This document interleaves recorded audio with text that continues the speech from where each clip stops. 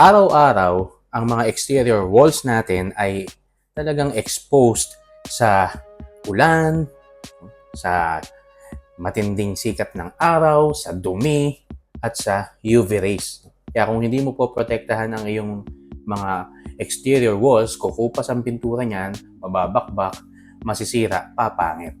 Kaya yan ang proteksyon na ibibigay sa iyo kapag gumamit ka ng NanoShield Nano Composite Clear Film.